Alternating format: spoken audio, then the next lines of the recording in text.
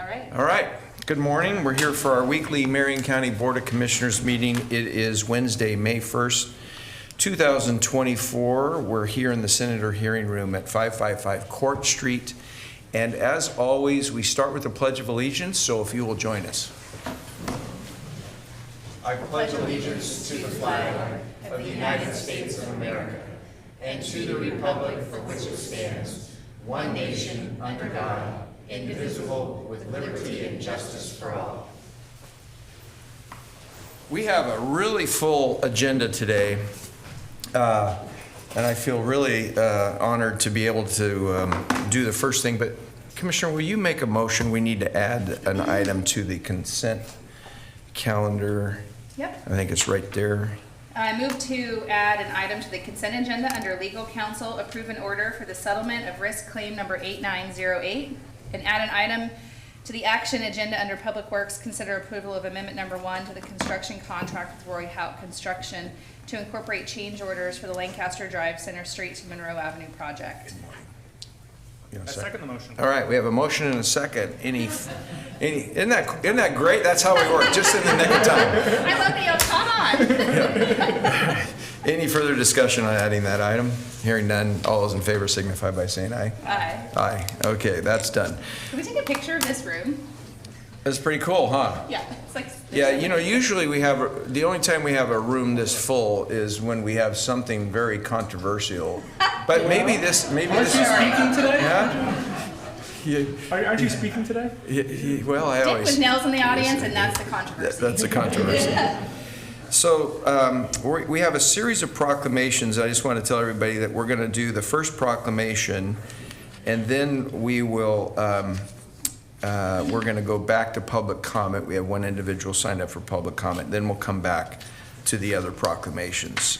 So that's what we'll do. And our first proclamation is to consider approval of a proclamation designating the month of May 2024 as Older Americans Month in Marion County.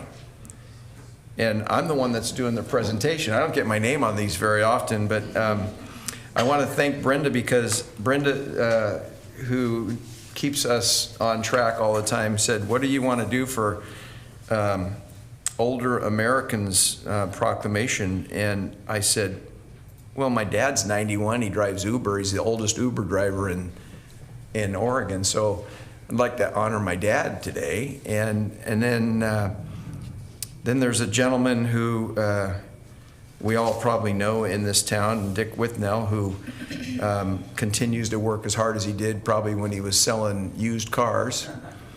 And then we have a really honored guest today, former Senate President Gene Derfler, who I think spent 14 years in the legislature and did many other things here in town. So we're going to honor those individuals, and then we will do the proclamation. So if you'd like to share a little bit about Dick, Commissioner. Can we bring them up so they're up on camera when we're talking about them? There's 2 seats over here. Well, actually, there's 3 seats over here. So if you gentlemen would like to please join us, and then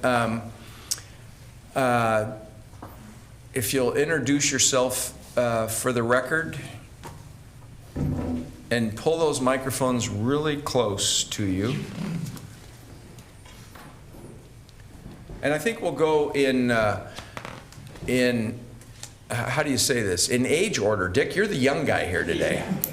So just pull that microphone and just introduce yourself for the record. Yes, I'm Dick Withnell, and 3 of us, I think we're 274 years old. Yeah. That's awesome. I'm Gene Derfler, and I'm the biggest part of that.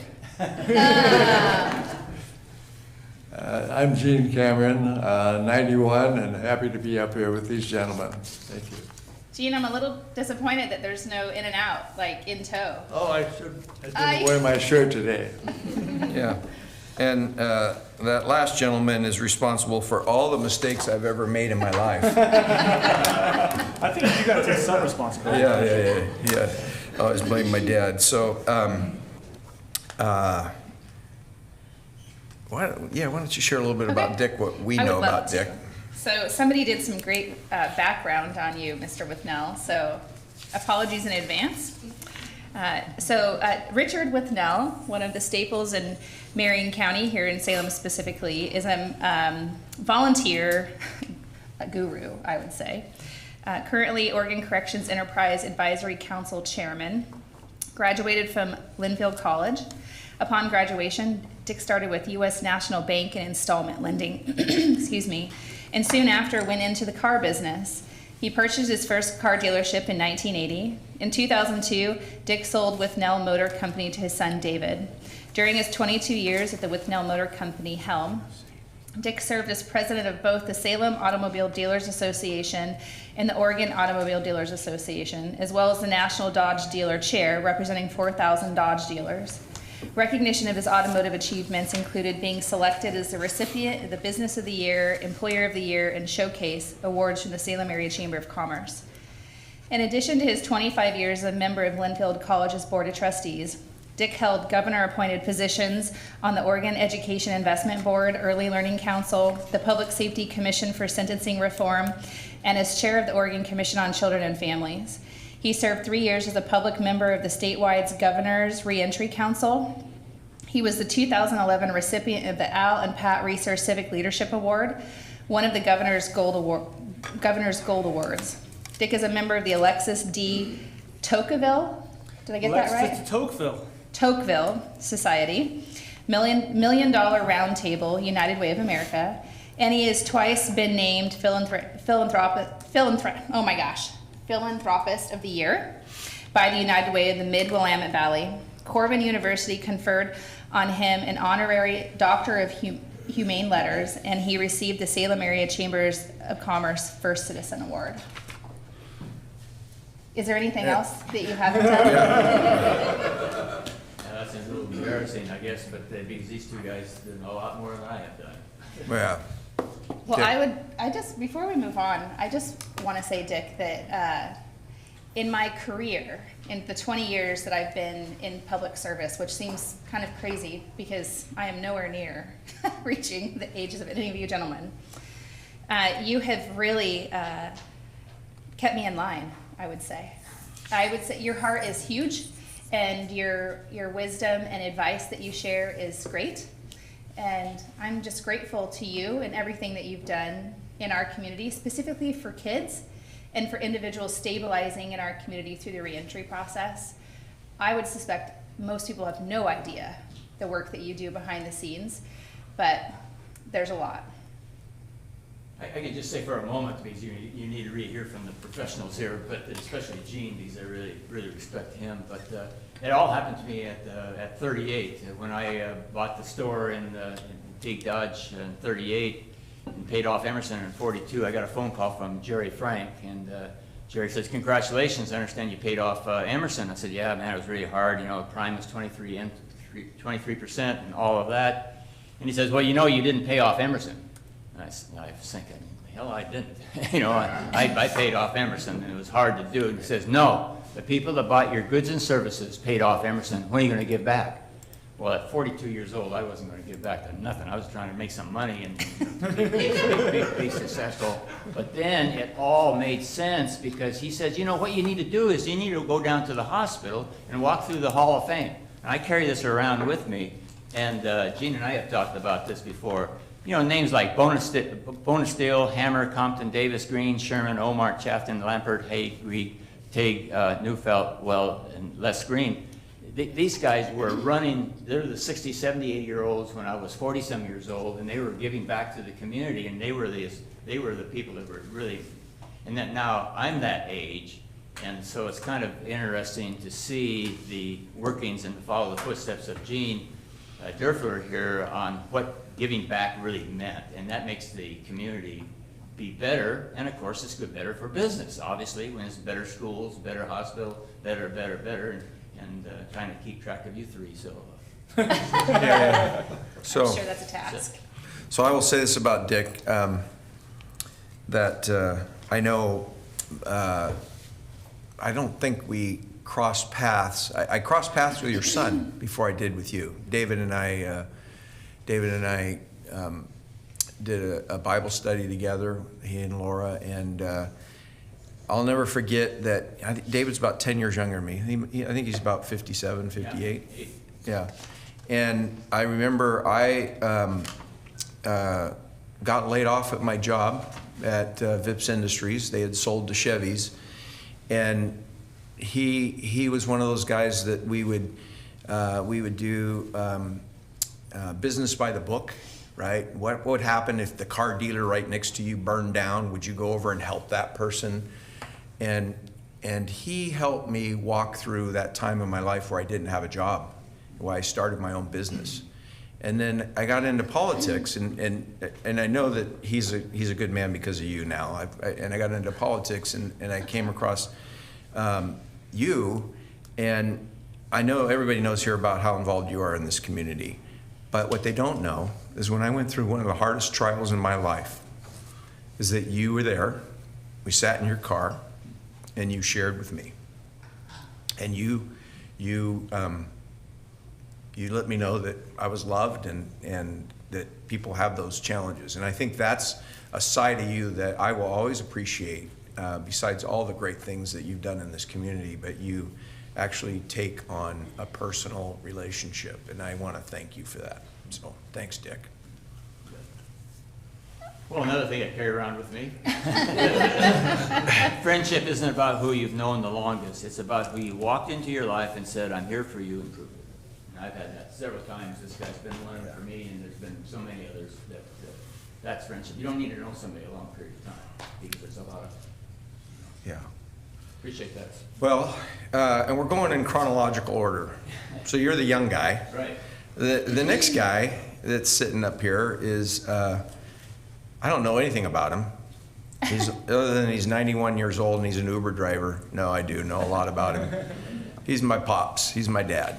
And this picture right here has a picture of he and I.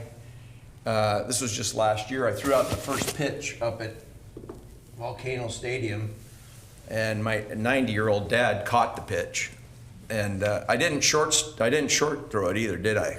I almost sort of. No breaks given for you. We actually went out and practiced a couple of times ahead of time. Yeah, just to make. Still sore. Yeah, just to make sure.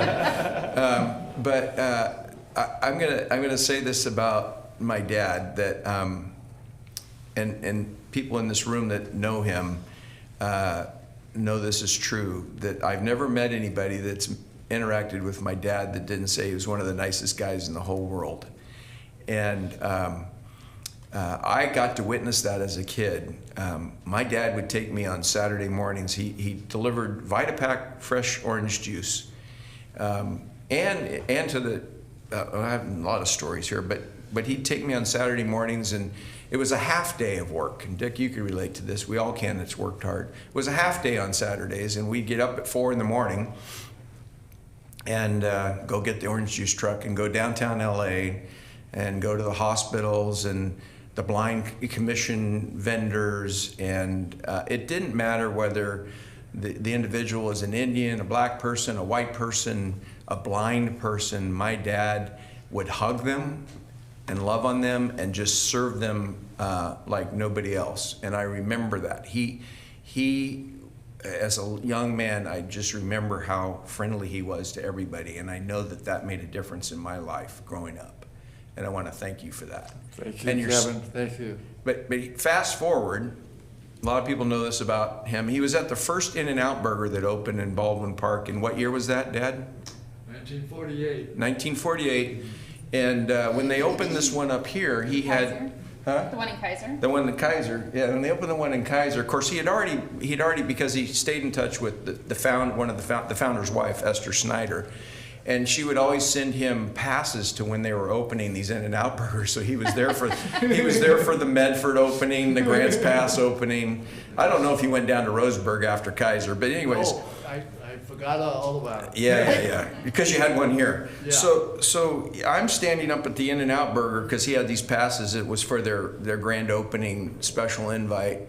And I'm talking to the presidents and these guys that had flown up for this grand opening. And I said, hey, my dad was at the first In-N-Out Burger opening. And they go, oh, he was one of 50 customers that day. And I said, well, how do you know that? He says, well, that's how many hamburgers we sold.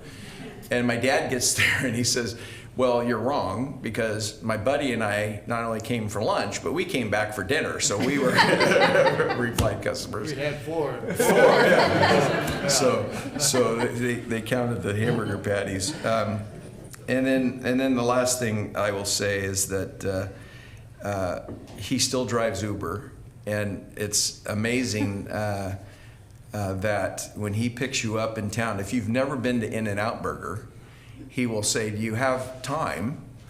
And if you have time, he'll take you to In-N-Out Burger and take you off the clock and buy you an In-N-Out Burger.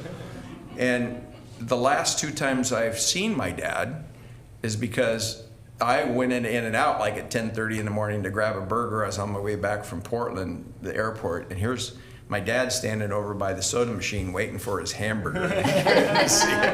So I think he has them every day if he doesn't pick up an Uber driver. But I could tell stories all day long. And Dad, you probably want to add something to that. No, it's just been such a privilege to be able to introduce virgin In-N-Out people to the hamburger, and that's kind of been my mission in life for the last couple of years, and it's been a joy. It really has been a joy. Yeah. Thank you. Yeah. So baseball was his game. It was mine. We coached my daughter's teams together. We've had a great relationship, and when he retired from Young's Market Company, moved up here. I don't remember what year that was, but you were 62. 1994, yeah. Yeah, and has been in Oregon since then, and my mom passed in 2004. And it's great to still have you in my life and in our community and what you do for our community. So thank you. Thank you, Kevin. Yeah. And as Orville Roth used to say, it's good to be seen. Thank you. Yeah. So, the dean of the group, former president of the Oregon Senate, and you want to share a few things, Sure. and then I got a couple stories on Gene. Sure. So Gene Derfler has served our country for a long time, but he started his service in the United States Navy in World War II. A proud veteran, and I think we can just start off. You've heard a lot about public service, but I think it's hard to think of a more serious commitment to public service than to write that blank check.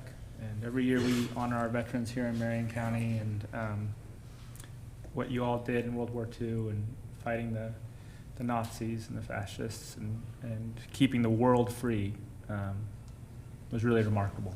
And it rings throughout history, so I think we start there. But then when he came home, he did the right thing and got himself married. And married Thelma, and he had 3 beautiful children. And then, not being content with that, he decided not just to win the war, but then to try to win the peace. And so he served in the State House of Representatives here in Oregon, and then the State Senate. And he served from 1988 all the way to 2002. And I imagine you still have the scars to prove it. So that's a lot of service to our community. And not only did he serve all those years, but he ended up as the president of the State Senate. So the circus master, the one trying to keep everything in line over there. Which is, I know, not an easy job, and I just think it's a testament to you and to Dick and to Gene that you're here today, and this year you're 100 years old. Is that right? This month. This month. Yeah. This month, 100 years old. May 24th. And I think I would just say, and I think this is true for everybody in this room, because I'm looking around and. Now, after I've been here 5 years, I think I know just about everybody here. public service is really important to us. It's really important to everybody in this room. I know that. And I would say something that all of us take pride in is coming to work every day for our community. And I know it's something that you three take pride in as well. But I'm just grateful for you being here, Gene, and for your life and for your service and for being one of those folks that we can look up to on those hard days and say, hey, you know, if he can do it, you know, what do I have to complain about? So thank you for being here. I remember my first time I met Senator Durfler. It was at, which is now Rudy's, but it was then McGrath's. And Mike McCallum, you remember Mike McCallum, was the lobbyist for the Oregon Restaurant Association. And I think I was chairman of the Restaurant Association, Oregon Restaurant Association, in 2000 or 2001. And you would have been still in the Senate around then, I think. And it was to present you a check for $5,000 from the Oregon Restaurant Association for the Senate campaign, you know, the Republican Senate campaign, and we met at McGrath's, and I'll never forget that. And then I got to serve when I became a county commissioner in 2014. I got to be on the Oregon State Fair Council and Expo Center board, and Gene, you were there. You were part of that board. When we passed the bill, Representative Berger and I passed that bill to take the state fair out of the parks and make it a, what would you call it, a quasi-private public entity, and challenged with making a profit in 3 of the next 5 years, I think was the deal. And Gene was one of the founding board members of that particular board. And of course, business background, a good board. We turned a profit 3 in the first 3 years. Remember that, Gene? And then you left probably, what, 2 years ago? 3 years? 2 or 3 years ago on that board. Gosh. Yeah, so serving up until then on a board in public service. So things that happen behind the scenes that a lot of people don't understand, and how valuable that has been, not only to the community, but to the state, to have a fair that has turned itself around finally, and doesn't have to go back to the legislature every year and ask for general fund dollars. It's profitable and is successful. So thank you for that. And those are 2 of my memories. I don't know if you want to say anything or have Gene. We've actually never formally met, so it's nice to meet you. Yeah. And thank you for your service to Oregon and our country. Yeah. Would you like to say some things and pull that microphone up? Well, it's kind of interesting standing here or sitting here listening to all this. You would think that when you get old, you've never done anything wrong. I think we've all had our trials and problems over the years. Amen.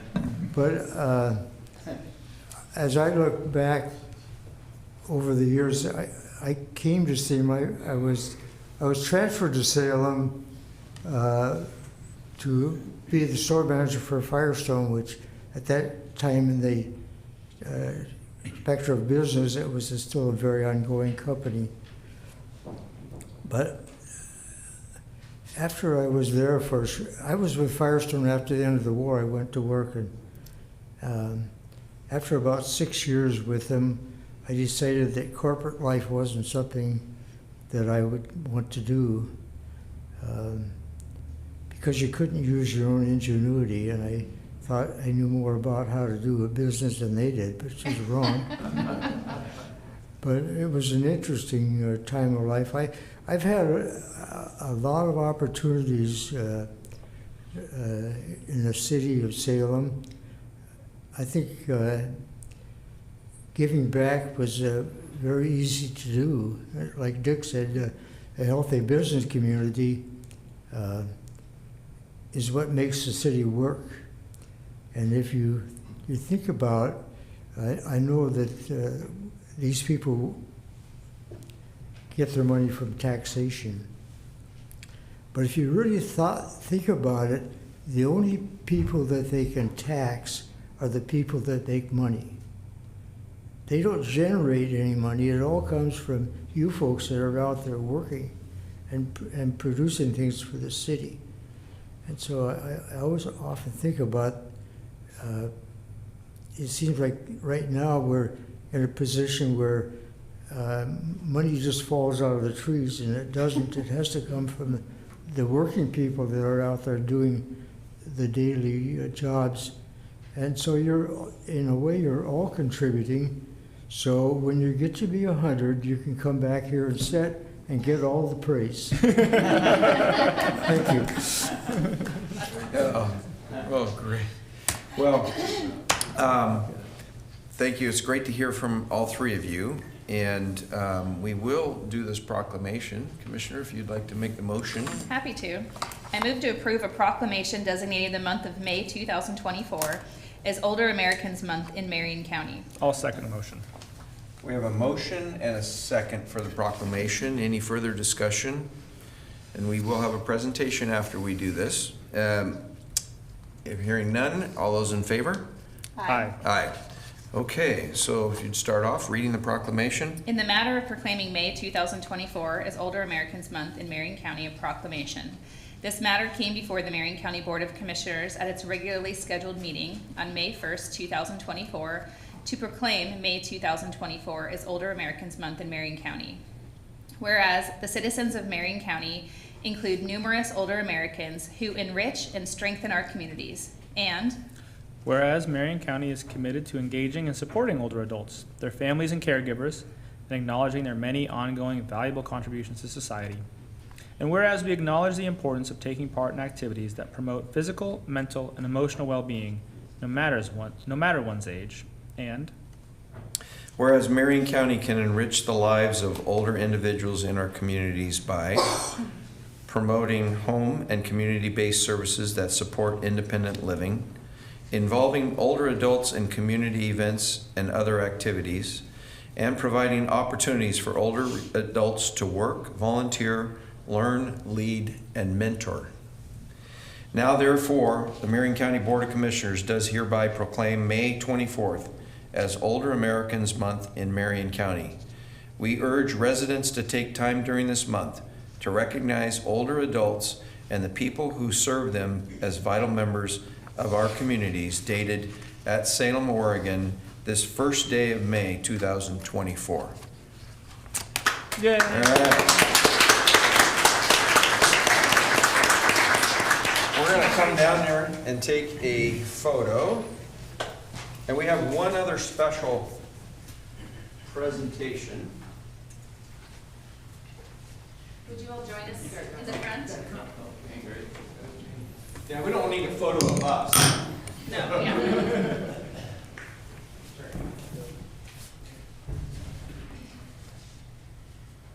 Proclamation for each one of you to take home. Nice to meet you. All right. Thanks for being here.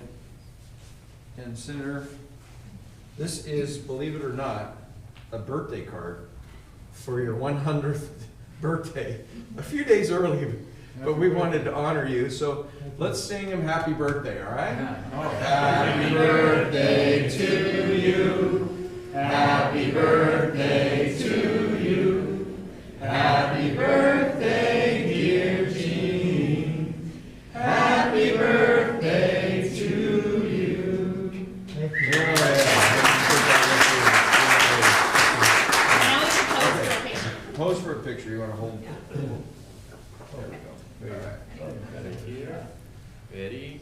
3, 2, 1. Thank you. That's okay. Hey, thanks, guys. Yeah, thanks for being here today. Yeah, you bet. You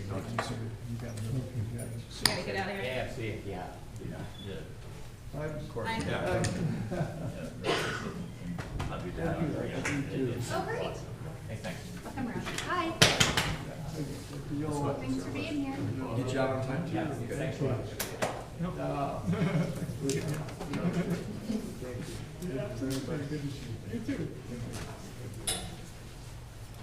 You're welcome to stay. You don't have to leave. Or go get lunch. One of the two. Yeah. Okay, Commissioners, ask for unanimous consent that we can move to public comment. No objection. Hearing no objections, we have one person signed up for public comment, David Beam. David?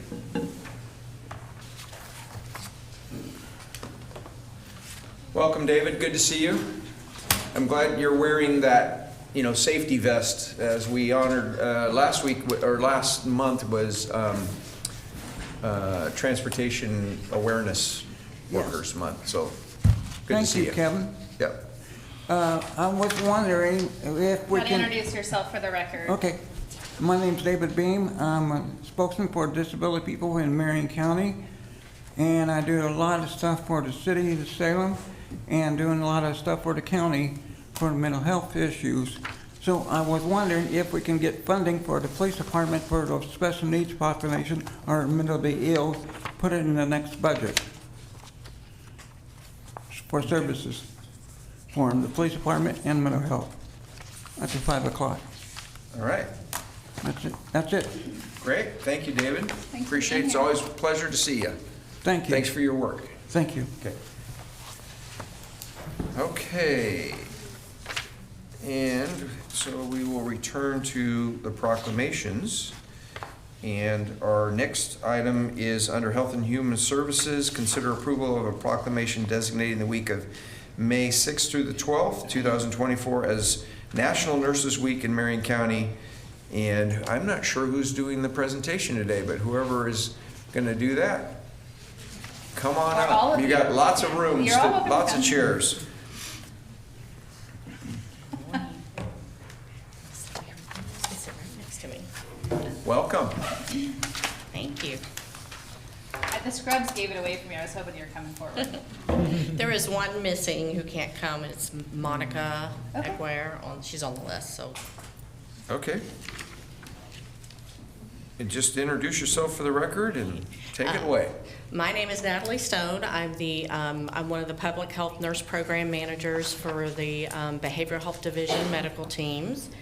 We are here to ask the Board of Commissioners and the citizens of Marion County to join us and help us celebrate Nurses Week, which is May 6th through 12th.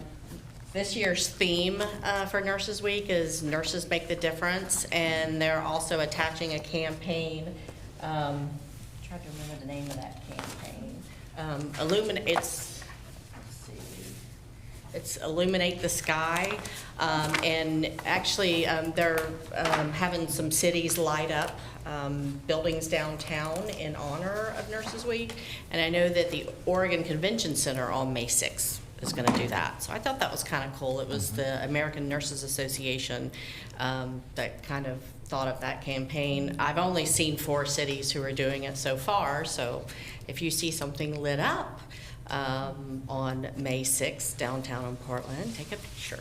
Are they doing a specific color? We do blue for child abuse awareness, green for veterans. I don't think, they didn't mention that, so I think it's just Just an illumination. yeah, just an illumination.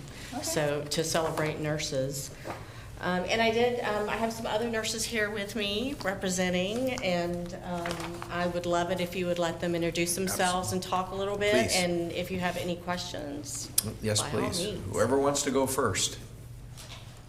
Don't all jump in at once. I can go first. My name is Duta, and I am Marion County adult behavioral health nurse. I've been a psychiatric nurse for about 15 years. A nurse for 15 years and about 12 or 13 years in behavioral health, and I'm a temp right now. And I take psychiatric nursing very seriously, and it would be wonderful to we don't become nurses to be recognized, but I'm glad to hear that. So thank you. So right now you're a temp with Marion County? Temp with Marion County, but I'm a nurse Oh. at the hospital, yeah. Okay, great. Are you a temp because you want to be, or because we Yes. haven't hired you full-time yet? Okay. Yes, because I want to be. I'm trying. Yeah. I'm trying to get them. Right. All my temps are in a group, and I constantly, you ready to come? You ready to come? So, Well, let me know what I can do. okay, thank you. And pull that microphone real close. Okay. My name is Nancy Mercer. I am a nurse over at the Public Health Clinic. I've been with Marion County for 16 years this month. I started with the Sheriff's Office and moved over to the Health Department about a little over 2 years ago. I started in the TB program, which a lot of people don't realize TB is still around, but it's very active in Marion County. We've done a lot of work with trying to educate people and awareness of the problem. And I recently took a position as the Public Health Clinic Coordinator. So we're hoping to continue education and opportunities for the county. And we have a new nurse that took my position as the TB nurse for the county. Hi, good morning. I'm Deborah Harris, and I am the new TB nurse. So I have, next week will have been with Marion County for 3 months. I've been a nurse for 21 years, and I've lived in Marion County since 2006. And in my role, which I have gratefully been able to be mentored by Nancy to quickly learn how to serve our tuberculosis population. So we provide case management services. So tuberculosis treatment can be 6 to 9 months long, and it's incredibly important that people complete the treatment. So we have a number of things that we offer to support people to help them to complete their treatment. And so far, my time at Marion County, I've been incredibly impressed with the culture, the supportiveness, and even though I have lived in Marion County since 2006, learning all of the services and things that are provided in the county, and I've just been really happy to have found this place. I feel like we should have Salvador down here recording you for a recruitment video. So throw your hair and you're loving it. Yeah. It's interesting, tuberculosis, and people don't realize that it's still around, but one of the, I believe it's a fact that Corbin University used to be the tuberculosis hospital for the state of Oregon. In fact, does anybody know that for a fact? I don't know that. I don't What know. was? That's a cool Corbin historical University, fact. That's the worth campus. researching. In fact, You know who would know? I was just trying to look it up. The Oregon Oregon State Tuberculosis Hospital was a sanatorium in Salem, Oregon, established in 1905. Wow. And it's up on the hill there, Yeah. and the campus is now Corbin University. So come a long ways, right? But Yes. still there, yeah. Good. Yeah. We don't actually talk about tuberculosis in school, like in the K-12 system. I learned about it when I was a freshman in high school because I went to Salem Health to be a candy striper, and they had to test me, and I was like, what is this little bubble you're making me go through? And they still don't. My daughter is interning at Salem Health. That's the way she learned about it too. So maybe we could do more prevention in the schools. It's very cool. Yeah, and we do have children that have the disease too. So Yeah. it is a big problem Yeah. with awareness. And there's also a stigma very much attached to tuberculosis still. Isn't there for anything anymore. It's unfortunate. Yeah. Yeah, it was purchased by Corbin University. It was remained in operation until 1969, until it was purchased by Corbin University. It's a little I did little not know that. factoid about our area. Yeah. We just Cool. learned something new about Marion County today. Yeah. Well, Okay. Commissioners, I'm going to make this motion, but All right. before I do, I have to announce a conflict. Yeah. My wife's a nurse, my mom's a nurse, my brother-in-law's a nurse, and my daughter just announced that she's going to be a nurse when she grows up. So I'm super biased in favor of nursing. Your 11-year-old daughter. Who wants to be just like her mom? Never too soon. Duh. All right. I move that we approve a proclamation designating the week of May 6th through 12th, 2024 as National Nurses Week in Marion County. I second the motion. Okay, we have a motion and a second. Any further discussion? Hearing none, all those in favor signify by saying aye. Aye. Aye. Okay. So, Commissioner, if you'd start us off. In the matter of proclaiming the week of May 6th through 12th, 2024 as National Nurses Week in Marion County, a proclamation. This matter came before the Marion County Board of Commissioners at its regularly scheduled public meeting on May 1st, 2024. Whereas National Nurses Week is celebrated annually from May 6th through May 12th, and this year's theme is Nurses Make the Difference.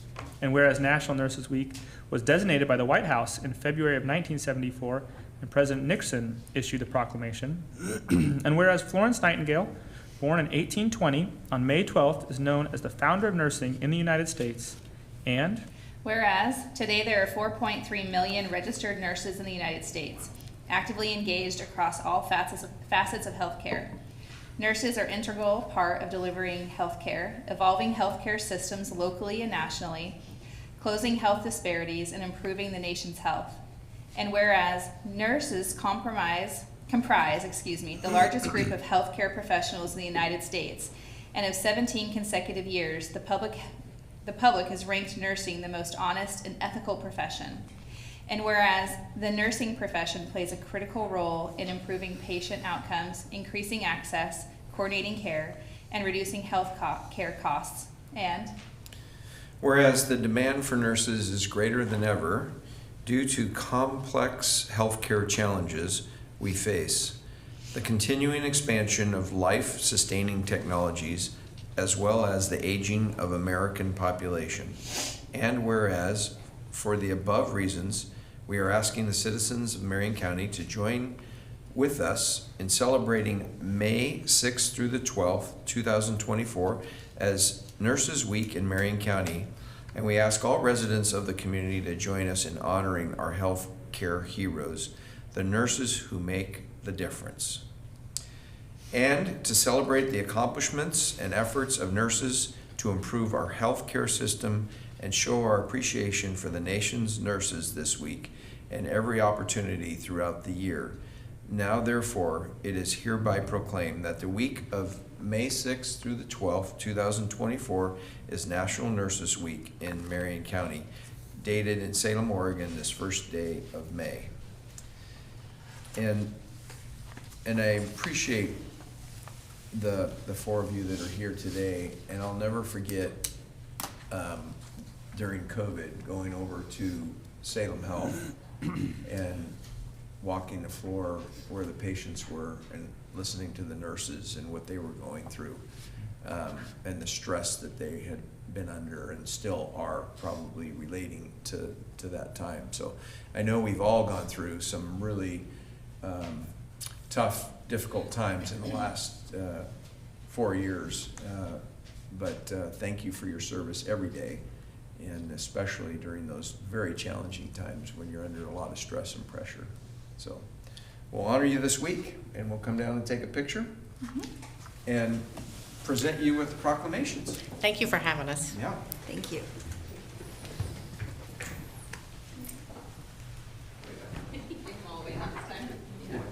Forget to sign it.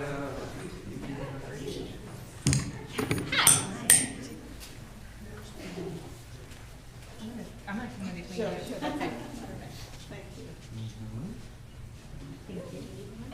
What do you want to move that way a little bit to center the picture?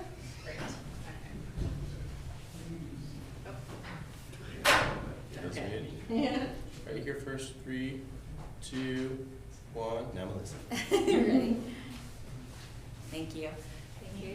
Thanks for being here. Congratulations. Yeah, thank you. Guys, so much. Nice to see you. Nice to meet you. Yeah, it's a nursing factory, huh? Yeah. I was over there and. No, never. This is about 5 years ago, I was on an advisory group over there, and they said, yeah, this campus was the first tuberculosis hospital.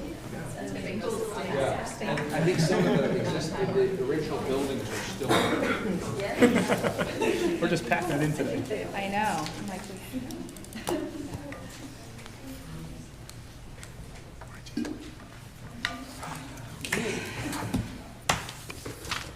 Our next proclamation is consider approval of a proclamation designating the month of 2024, May 2024, as Mental Health Awareness Month in Marion County.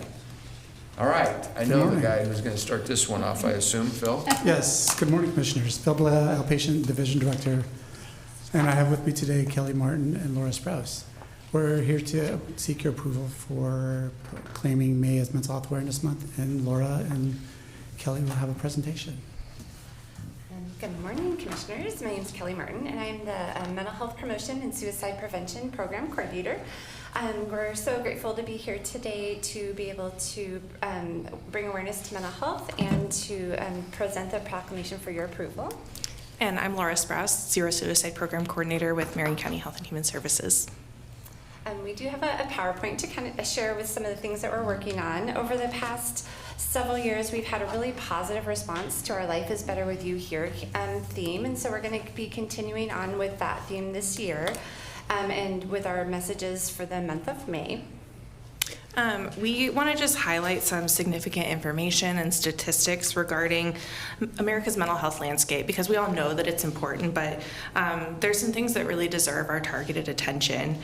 In 2023, the U.S. Surgeon General released an advisory regarding the growing epidemic of loneliness. In recent years, more than 50% of American adults reported loneliness. More than 50% of American adults reported being lonely, and adults with mental health issues are more than twice as likely to experience loneliness as those with stronger mental health. On a more local level, in 2021, about 21% of Oregonians who reached out to the crisis text line reported having issues with loneliness and isolation. Kind of shifting our focus to youth as well. According to the 2022 Student Health Survey, 35.6% of Oregon's 11th grade students reported feeling symptoms of anxiety several days in the past month, and 23.2% reported feeling these symptoms almost every day. And additionally, 38.4% of Oregon's 11th graders reported feeling symptoms of depression, particularly sadness and hopelessness, in the past year. So we know that providing opportunities for individuals of all ages to experience structured and functional and quality connection is vitally important for our community's mental health and well-being across the lifespan. So while we work all year to promote mental health, in May we particularly have some fun activities planned to promote mental health and connection. Our first activity is a video campaign produced in partnership with the Mid-Valley Suicide Prevention Coalition. We've created some short videos that promote mental health and coping strategies using some of our voices from our community partners and their expertise. We have topics such as the fight or flight response, promoting the 988 Suicide Crisis Lifeline, how we can use our 5 senses to self-regulate and build resiliency, and then also how to talk to youth about mental health, targeting parents in particular. And we actually have the first draft of one of our snippets here that we can share with you. This is just a little 30-second promo. I'm hoping the sound works. Yes. Mental health can be challenging to talk about, especially with our kids. Parents often don't know what to say or are afraid to say the wrong thing, which may cause us to avoid conversations. But an open conversation is an important protective factor to youth having positive mental health. Approaching the conversation with a non-judgmental and empathetic attitude is a great way to start. So, and we are excited those should be launching here in the next week or two, and that we can be shared on social media and with our community partners.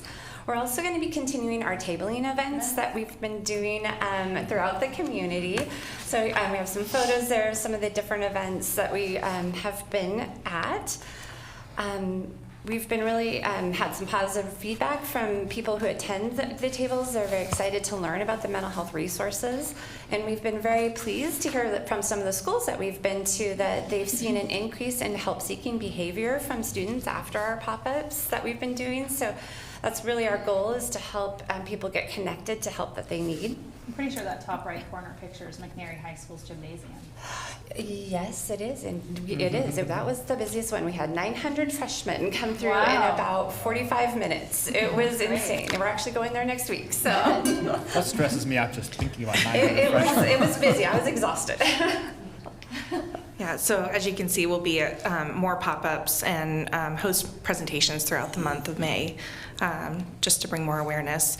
We're also continuing our Signs of Hope campaign, which we've heard from y'all is very, very popular. We brought them. They're going to be in our pictures. Yes, and we brought more too. Okay. So, these again have been really, really well received throughout the community. Last year we had over 20 organizations and 50 locations that participated, and we've already added 7 more more organizations to this year's participants, so keep an eye out for more signs throughout the community. Another activity that we've been very excited about for this year is another partnership with the Mid-Valley Suicide Prevention Coalition. We came together to assemble sensory kits for local students in Marion and Polk County. So we have some descriptions there. We brought some samples for you today. We've had over 25 community partners volunteer their time to assemble over 3,500 kits for local youth in our area, and also for schools and other youth-serving organizations. So there's another picture of the kind of assembly line that happened for those sensory kits. Took over the new conference room at the new Center Street building to do that. That's a great facility. Isn't it? Beautiful. Good job, Ryan.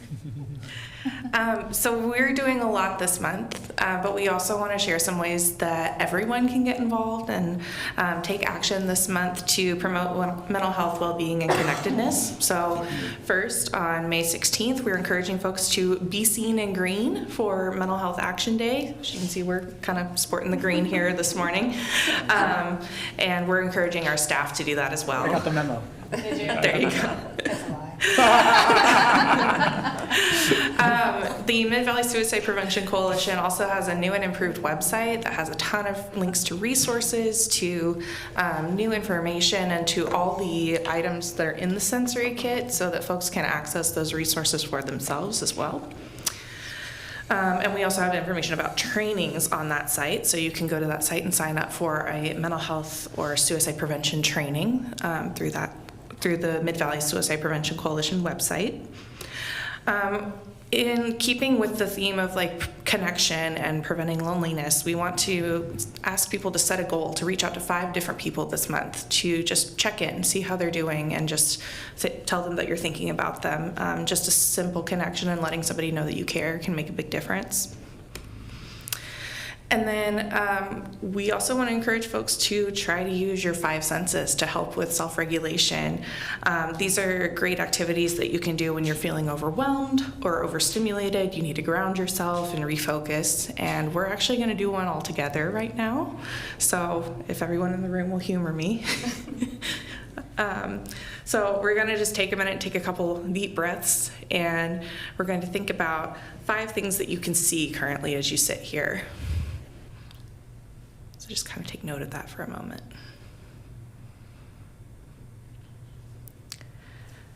Okay, now think of 4 things that you can touch at this moment.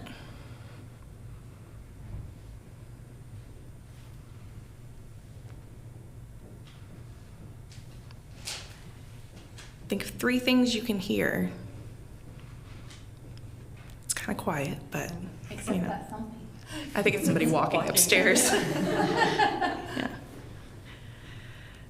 Might be a little bit trickier too. Think of 2 things you can smell. I'm glad I can. And finally, 1 thing you can taste.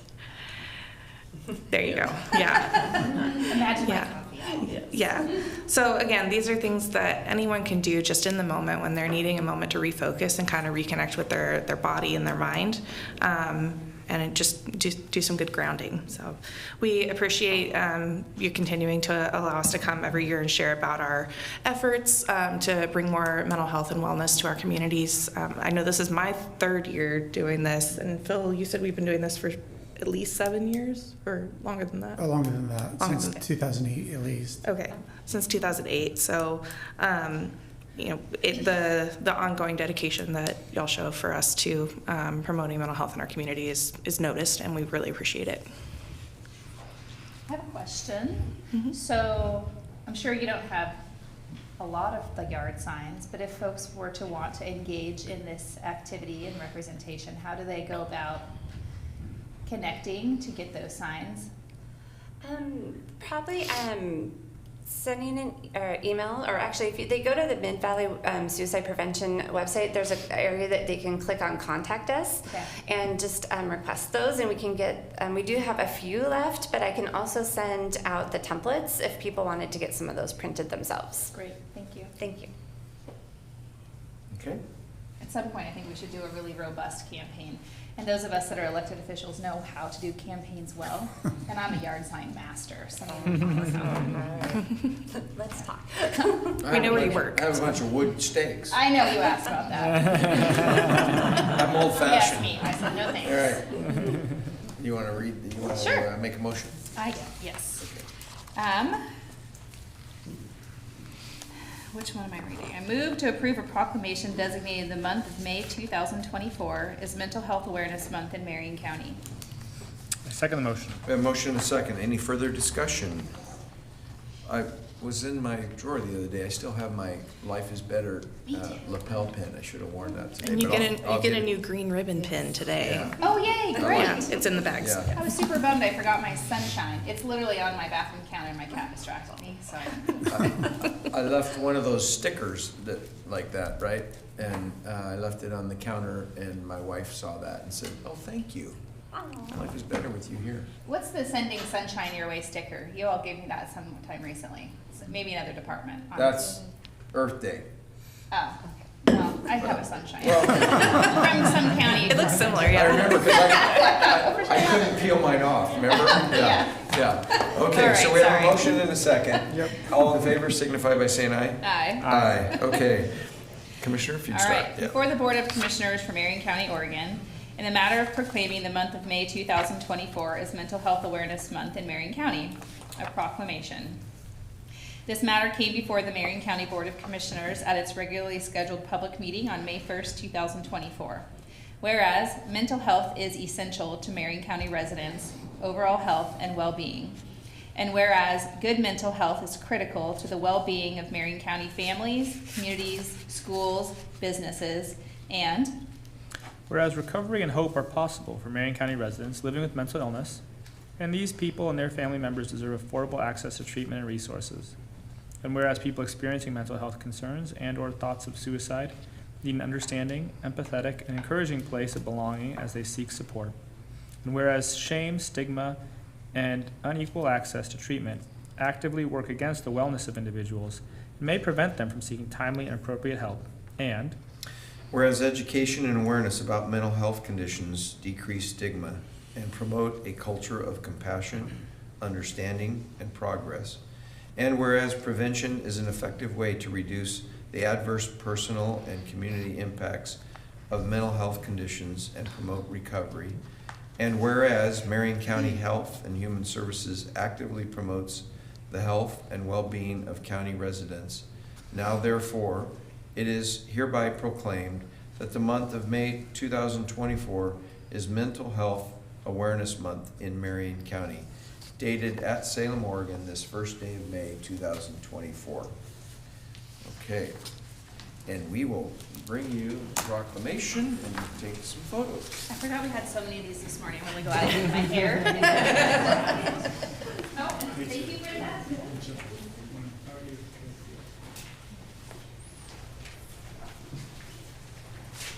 You gonna get this one? absolutely. Just make sure you don't take our sign. I think we have enough for everybody to hold. Great. Okay, well, that's easier.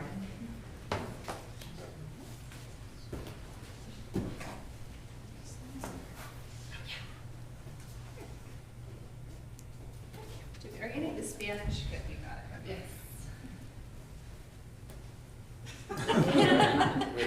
Would you put it in front of your face? Yeah. We look right here. 3, 2, 1. I really look at this.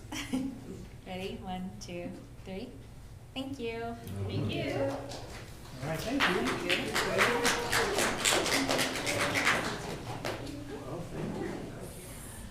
Thank you. Is there a sticker in it? Can I have that? Thank you. Sorry. Okay, not that there's.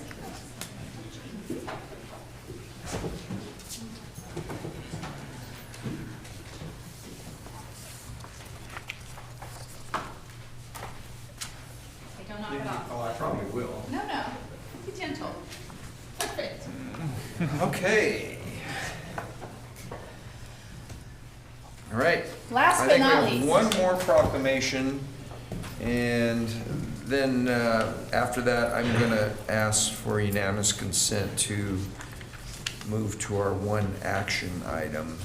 because we have some guests that have been sitting here for a while. Okay, so consider approval of a proclamation declaring May 5th through the 11th as in 2024 as National Corrections Professional Week, and May 6th through the 12th, 2024 as Nurses Appreciation Week in Marion County, as we just did. So we'll do that again for you. Thank you and good morning. Commander. For the record, Commissioners, my name is Tad Larson. I'm the jail commander for the Sheriff's Office. I'm Jacob Ramsey. I'm a lieutenant with the Sheriff's Office. Thanks for having us here. I didn't realize we'd have all these proclamations. I do apologize for the duplication on the Nurses Corrections Appreciation Week, but we do love our nurses and absolutely could not be without them. I'm sorry, Brenda, did I need to start? She's turning off the presentation. Oh. You just keep on going. Okay. Pretend she's not there. So the Appreciation Week has been a long-standing tradition of the Sheriff's Office, and the Corrections Appreciation one dates back to the Reagan administration in the 80s. So we look forward to this time every year to help recognize the great work that the staff conduct, and much of it is behind the scenes or within the walls of the jail. So I pulled some information, Jail and Transition Center. I pulled some information from our 2023 data to share that we don't typically bring to things. So last year we booked over 8,000 individuals from the community. So bookings were back up coming out of the pandemic and Senate Bill 48. We transported over 6,000 individuals, and that was over 96,000 miles. That's to other jails, prisons, state hospital. 193 of those transports were medical. And you guys know the issues that we have with the medical state of our clients. So we're averaging about 2.5 medical transports per week. That affects our security teams, that affects our medical team at the jail as well. Some positive things going on in there, over 1,200 program hours, including cognitive classes, religious services, NA and AA classes as well. So we're happy that the program numbers are coming back up. Little tidbit, I know Commissioner Cameron and I joke about the kitchen operation there quite a bit. Kitchen workers at the jail prepared over 500,000 meals between the jail and the transition center to feed breakfast, lunch, and dinner every single day. So, and it's good food. Yes, high calorie count, and we get very few complaints on the food. And for staff, there's a security element too. You see security events in the community with the deputies and the police agencies, but our jail staff stopped over 155 assaults, including 35 of those were against staff. So dangerous environment, something busy happening almost every day. Every day's a new day. So just want to really highlight the good work that the staff have been doing. Thank you to Sadie for preparing some jail slides. That last photo right there, we actually have 3 brothers that are deputies for our office, and the youngest just graduated from the academy last week. So that's great. Yeah, super happy for the recruiting efforts that are going on with our teams. The medical staff at the jail, I think, I don't know that it's public yet, but we just hired our 11th nurse. That tops off our nursing position. Congratulations. Yeah, thank you. So we're pretty excited about that. And I brought Lieutenant Ramsey, as I always bring back up, but he's also our medical lieutenant, so I wanted him to talk a little bit about the events that are going to be occurring next week and anything else you want to share about medical. Yeah, so next week for our staff, we try to do something every year during this time to show our appreciation. Inside a jail, it can be difficult to do, but this year we're working with our kitchen staff to provide a really good meal for everybody. They're gonna do barbecued bratwursts and ribs and pulled pork. And all the fixins that go with that, barbecue themed. We are going to bring in crumble cookies for everybody. That seems everybody loves those. So that is a true story. Yeah, we're going to bring those in and just celebrate the great things that they do. It's a very difficult environment to work in. Our staff, for the most part, are required to stay inside the secure perimeter for 12 hours. So. We'll bring the celebration to them and show our appreciation that way. So invites have been routed through all of our calendaring folks, and so if you see something pop up and you're available, feel free to stop in. Yeah, you're welcome to attend either of the events. Yeah, we gotta get somebody to find out when those events are. Okay. That's all we have unless there's questions. Okay. Take a motion, Commissioner. Is it my turn? Okay. Mr. Chair, I move that we approve a proclamation declaring May 5th through 11th, 2024 as National Corrections Professionals Week and May 6th through 12th as Nurses Appreciation Week in Marion County. I second the motion. Motion and a second. Any further discussion? Hearing none, all those in favor signify by saying aye. Aye. Aye. Aye. Okay, so if you would like to start us off. In the matter of proclaiming May 5th through 11th, 2024 as National Corrections Professionals Week, and May 6th through 12th, 2024 as Nurses Appreciation Week in Marion County, a proclamation. This matter came before the Marion County Board of Commissioners at its regularly scheduled meeting on Wednesday, May 1st, 2024, to proclaim the week of May 5th through 11th, 2024 as National Corrections Professionals Week, and May 6th through 12th, 2024 as Nurses Appreciation Week. Whereas the deputies, staff, and nurses of the Institutions Division of the Marion County Sheriff's Office play an essential role in safeguarding the rights of the citizens and residents of Marion County.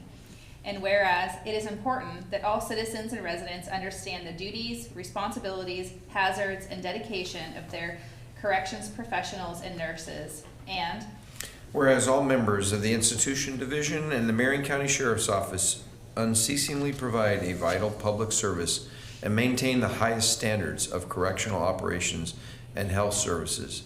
Now, therefore, the Marion County Board of Commissioners, in gratitude for the dedicated public service and professionalism, hereby proclaim the week of May 5th through the 11th, 2024, as National Corrections Professional Week, and the week of May 6th through the 12th, 2024, as Nurses Appreciation Week in Marion County, dated at Salem, Oregon, this first day of May 2024. All right. Well, you ready for a photo? Sure. I'm ready to go over and visit the kitchen and have some good food.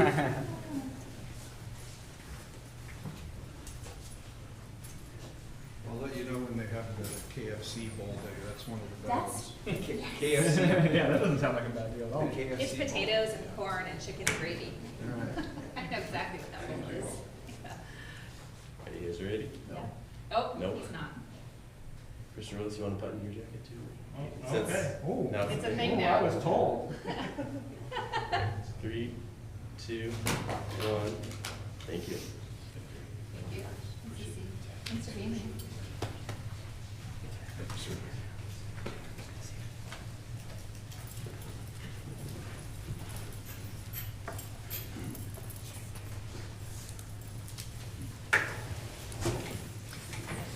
There's a note for the record that we have a visitor that joined us a little bit late. Where'd he go? Yeah, I see former Former Sheriff Sheriff former Joe Sheriff Cass. Cass just sliding in Yeah. there. Did you want us to return to public comment? Did you want to come up and say anything? No, It's good to see he you. declines. He declines. He is now just a private citizen. Good to see you, Joe. All right. Nice to see you. Colleagues, I would entertain unanimous consent that we could move to the last action item, number 11, to consider a resolution approving a rural industrial property tax credit for GK machines. They've been patiently waiting. No objection here. Okay. All right, so we will move to consider a resolution approving a rural industrial property tax credit exemption for GK Machines, Inc. And Kelly, I guess we have lots of SEDCOR people here. And I saw Connie over there. Connie has stories she could tell about me, so I have to be very nice to her. Are you gonna come up too, or? Next to Kelly Kelly. over Yeah. here. I I have Yeah. extra spots here if you'd like to come up too, Joanne. Yeah, Joanne, if you wanna come up. I guess I gotta. I see another former retired public servant too, Nick Harville's Is in he, the like, audience. retired? Yeah, Like, backup. I've talked to him more public this week than servant. I have in a few months. Nice to see you in person. Okay. Who's gonna take us off? I'll take us off. Thank you very much. I'm Kelly Weiss. I'm the Economic Development Program Manager here at Marion County. And today we're talking about a resolution to consider approval of an application for our Rural Industrial Property Tax Exemption Program for GK Machine. They're located just outside of Donald with a Hubbard address. So I think Donald and Hubbard both love to claim them. But they're a great representation of our rural industry in Marion County. So the Rural Industrial Property Tax Exemption Program serves as a tool to be able to support our businesses who are making a large capital investment in our communities and increasing employment. And this allows for a potential for a 3-year property tax exemption on any new improvements to the properties. So the application from GK Machine has been submitted to our assessor's office and has been reviewed, and it meets all the requirements of the program. If granted, GK Machine will be responsible for following up with all of the taxing entities that they're subject to receive support letters from 75% of those. So for 2024, the project site at 20495 Butteville Road has an estimated tax bill of about $6,000. So should the project commence with the anticipated $25 million in new taxable revenue, at the conclusion of the exemption period, the property taxes for the site are estimated to be $313,000 a year. So as part of their application, GK Machine has indicated that they anticipate hiring an additional 25 employees with an estimated full-time employee count of 185 at the end of this period. So Marion County works with SEDCOR, as we mentioned, on our business retention and expansion program. So I'm pleased to turn it over to Eric Anderson and Kip Morris with SEDCOR. They can talk more about this project. But of course, we also have representatives from GK Machine here as well. So we have Joanne Agee, thank you, who's GK Machine's Chief Financial Officer, and then Connie Lindsay, who's GK Machine Sales and Marketing. Welcome. So good morning, Commissioners. We'll be brief in our comments just because we have the company here too. So if you want to have questions for them, but as we've talked about before, we're very excited about this project. GK Machine is exactly the kind of company that we love to be helping in this region, in this county. We just had our event last week that talked about tech and non-tech industries, and this seems to be a message that we're always trying to send to our partners at the state level, who kind of see Intel as the example of technology we should be following. And as you've all seen at GK, the amount of innovation and investment that they've been continue to develop there is so impressive. Helps our ag community, helps all different types of industries. And it's exactly the kind of business that we need to help. Talking with Connie and Gary and Joanne in the past, we know how challenging it is for businesses to actually get incentives in the state, and in the business climate that we've got in Oregon. We also know that there's other states that have been courting a lot of our businesses here, and GK is no exception. I applaud the county for having this resource available to us to help incent this kind of business to stay here. This involves the construction of a new building, 140,000 square foot building, and improvements to the existing building that's out there. We're very excited about the job creation and investment that GK continues to be generating for Marion County. So. And also just want to mention the innovation they're also doing with respect to employee housing, and also looking into daycare for their employees, because that's really, that kind of 360-degree look at how you really can run a successful business these days. So happy to answer any questions from SEDCOR's perspective or from GK's perspective. Connie, good to see you again. I just drove down Butteville, I think last week. I don't remember where I was coming from, but is your new building further south down Butteville? There's a new building going up. Is that where it is? That is where it is. It's okay. Just south of the current location, outside of Donald city limits, and that actually puts us in Hubbard. Are you in Hubbard city limits or just a Hubbard address? Just a Hubbard address. Okay. That's interesting, because Hubbard's on the other side of the freeway. I know, it's crazy. Okay, good. I'd like to come up sometime and take a tour of what's going on. I know Nick's kind of kept me informed over the years, or this last year. There's a lot of change going on, so it'd be great to visit with you and Gary and We'd love to get caught up. Yeah. We have some new facilities that we're building currently, and some demonstration facilities on some high-tech growing operations. So it'd be fun to show you those things. Good. Okay, any other questions? Well, could you tell us a little bit about the project? Joanne, would you like to share a little bit about the expansion? So we are looking at adding. Just introduce yourself. Oh, sorry. I'm Joanne Agee. I'm the CFO of GK Machine. We are looking at adding 140,000 square foot facility, which is what we're currently working on to better lean and produce ag equipment for the county and throughout the states. We have 160 employees currently and are looking to add more to that, to the community. Yes, and a lot more workforce development opportunities. We are looking at putting in internships, maybe an apprenticeship program down the road. We're not sure yet. We are already adding a second swing shift to ramp up because the demand is there.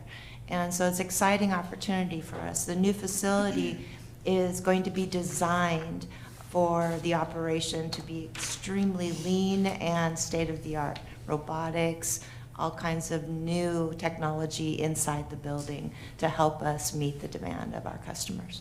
Great, good. Well, we appreciate you taking advantage of this.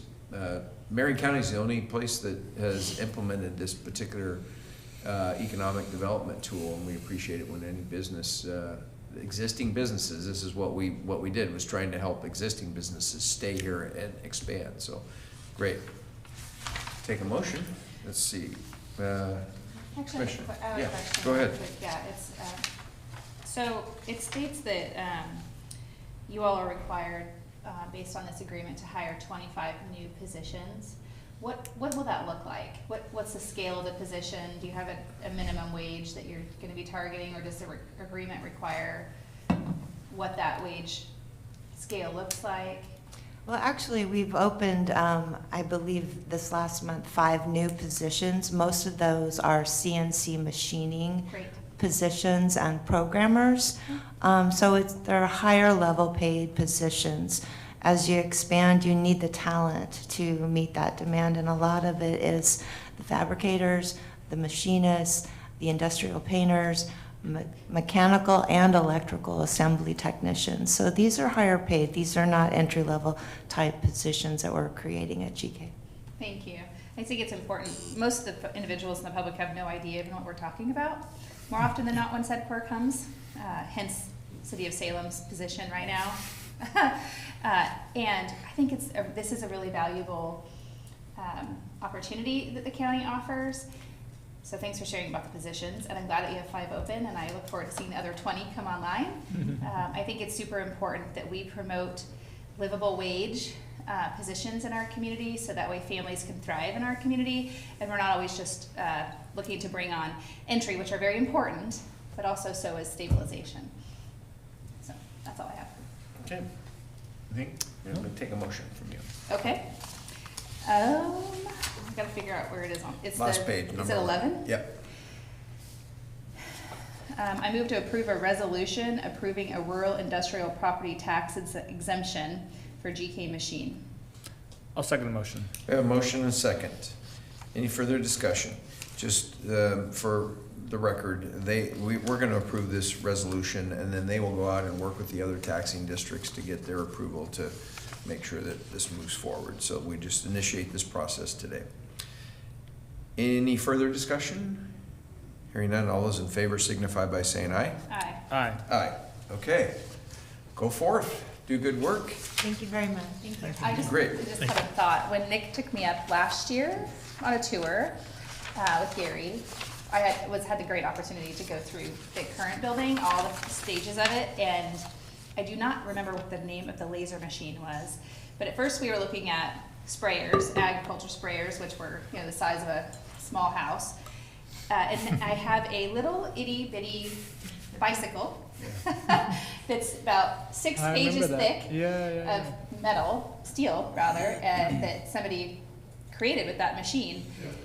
The scale, which, I mean, that was a great visual for me to see the scale of materials that you can produce there.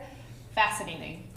And also, I've asked Cascade High School to bring out their kiddos on a tour, specifically to your property, because I think there's a lot of opportunity. Those kids are interested in a variety of the different positions that you all host. So perfect. I'll figure out how to do that, coordinate that maybe through SEDCOR to get them on a field trip. We'd love to have them. Great. Thank you. Thank you. Okay, so you're going to stay right there. because we're going to go back to your presentation now. I'm jumping all over the agenda today. Yeah, sorry. Yeah, so Kelly's going to stay there, and you're free to We voted on that? do whatever. Did we vote? Oh, Yeah, I think, yeah, you voted. We voted. At the end, I jumped in. okay, Sorry. great. My fault. Yeah. Confusion. Joanne and Connie, thank you for your patience today while we did all those presentations.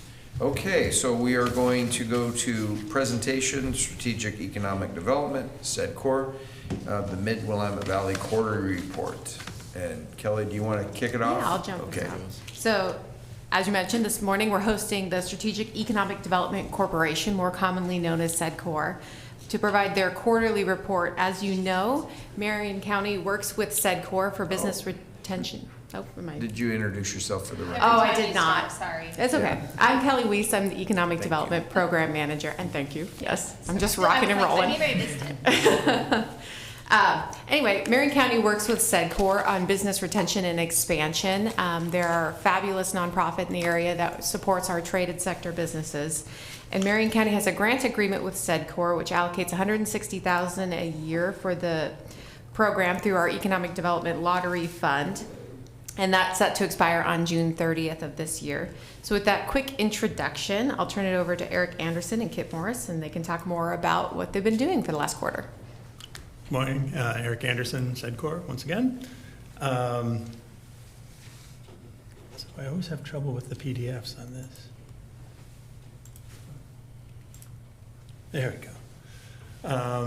As you know, we're a public-private partnership that works to successfully grow and retain and attract high-value jobs and investment in Marion County and Polk County and the Mid-Valley region. The heart of our work with Marion County and our contract, and the heart of our work at SEDCOR is targeted expansion, retention, targeted recruitment of traded sector businesses, those family wage jobs that Commissioner Bethel was referring to. We've had quite a bit of activity. It's always nice to see continued interest and investment in the region. And we've talked to you in the past about the robots that are coming, but got to finally tour Agility robotics facility. They still aren't quite in place yet, but they're doing the leasehold improvements. Look forward to hosting a tour with the commission and other folks in the future there. They're very anxious to show off what they're doing. I will go. Commissioner Bethel may not. I mean, I was just going to say I'll go, except for I request the sheriff's participation. I have seen iRobot. And the humans win in the end. That's right, as long as you have props and guns, and I'm all for that. But we're working with them now on their enterprise zone, so they are going to be eligible for the enterprise zone, and working with the assessor's office on that. Same for Gensco, another company that's going in, manufacturer of HVAC equipment. We've got their paperwork just went in yesterday, I think, with the assessor's office. In the food processing industry, we're really happy to see a couple businesses that we've been talking to now about planned expansions, investment in facilities. Can't give too much away at this point, but the role that we generally play is to listen to what their plans are, bring in partners to the table to identify who can do what pieces of the puzzle as far as incentives, workforce training, and I think we're going to have a couple really good projects to be reporting on in the future that are currently on our docket. We just had GK here. Maybe Kip wants to talk a little bit about the work with GK, but we're very fortunate to have Connie and Gary give us a tour as well. It was Kip's first time in there, so I know he was looking at the machinery the same way you were, Commissioner Bethel. It's pretty amazing. Thank you for having me. Kip Morris with SEDCOR. So recently I've been privileged to be able to work with GK. Some of the things that Connie mentioned with bringing on some workforce development. We're doing a really good job recently with Future Ready Oregon dollars to help support entry-level positions. So companies are now becoming inundated with entry-level. What they're looking for is to scale up from within. So apprenticeship is a really good model for them to use. They're already kind of aligned with an apprenticeship model. They have an earn while you learn model in place. They just haven't aligned with Bull yet. So there's some opportunity there to help some establish their workforce and support it with apprenticeship, with internship, and then also with pre-apprenticeship. So happy to be doing that work with them. And we're seeing the workforce questions coming up a lot with our existing employers. They're wanting to invest in lean manufacturing type skills, as well as bringing on new equipment, which results in need for new skills for their existing workers. So that incumbent worker training is really important. And I think what we've been trying to promote that through our involvement with the Future Ready Oregon Manufacturing Consortium, and that's working its way through the HEC board, but we hope to see some language in there that we can hopefully take advantage of in the future on behalf of our manufacturers in the region.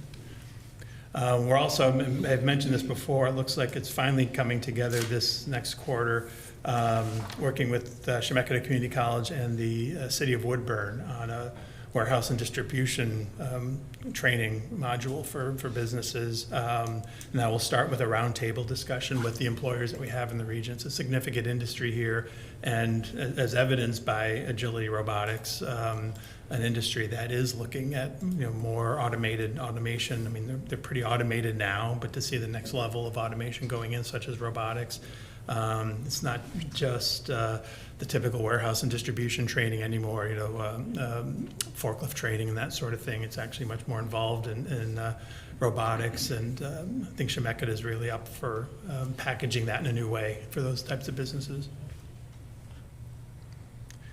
Around the innovation and entrepreneurship work, I've talked to you before about our Latino Microenterprise Development Program. We've just started our fourth cohort of that. The first three were here in Salem. The fourth is with a partner out of McMinnville, and then we'll be doing another one here in Salem coming up probably in the summer.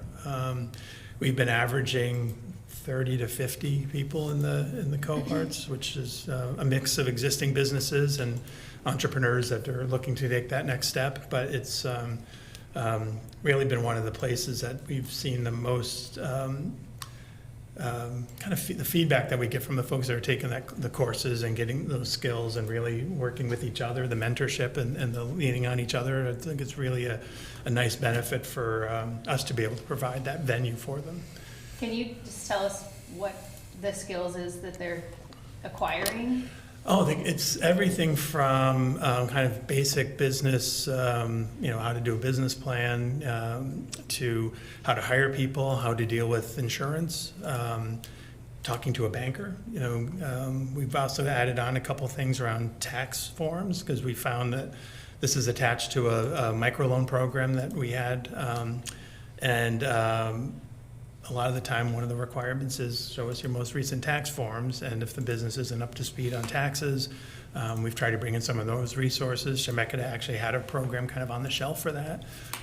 So really, it's working through a 10 to 12 week class where each module is basically a part of a business plan. So at the end of it, they will have a full business plan and all the marketing and finance and human resource and other things that would be included in that.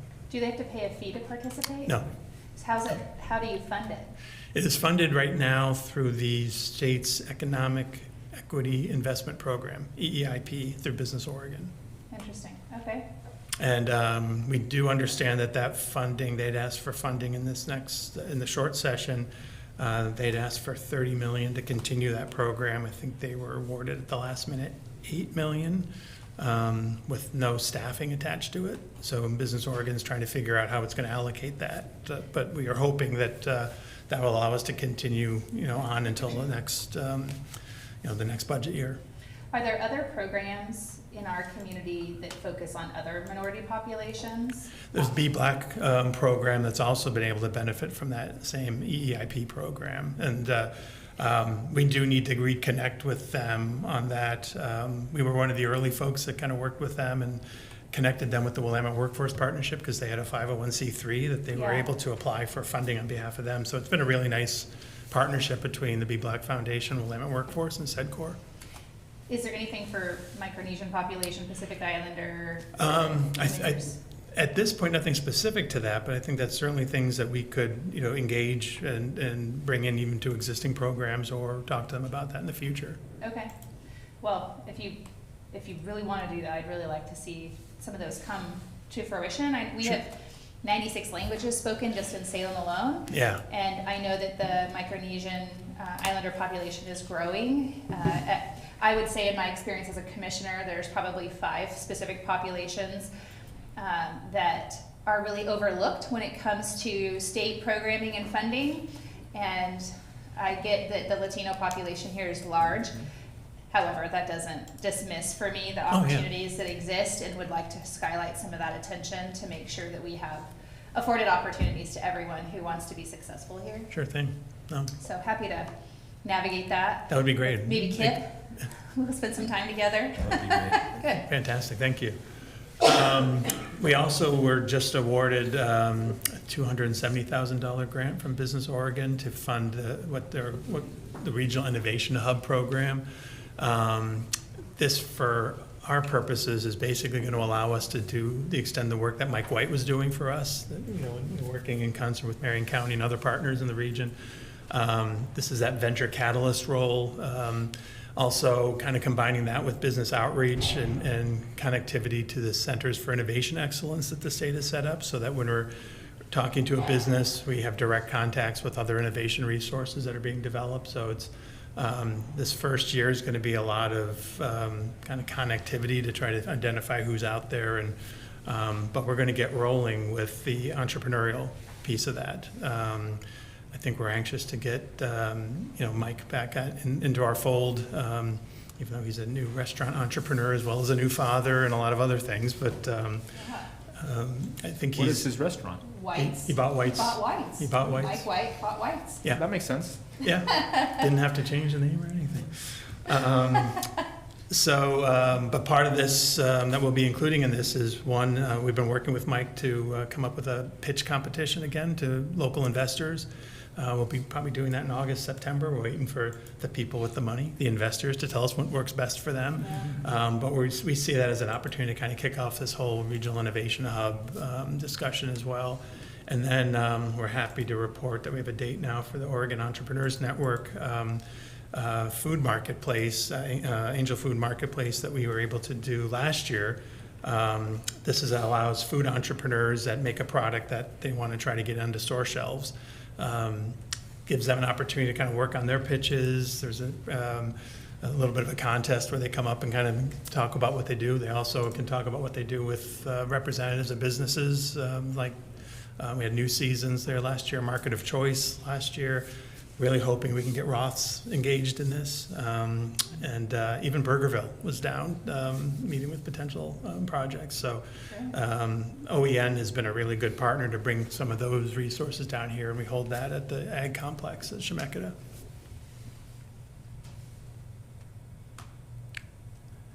Maybe Kip can talk a little bit. We missed our Construction Alliance meeting this morning. Sorry. But I got a text from Noreen in our office that it looks like it was one of the better attended ones. So I guess it doesn't matter if we show up or not. But Kip, maybe talk a little bit about the Construction Alliance. Yeah, so I got to support our SEDCOR Construction Alliance just recently at the Career Day at the Oregon State Fairgrounds. And so what you're seeing me do right here in the picture on the bottom left is working with our local youth to give them some experience with some of the things that we're doing in skilled trades.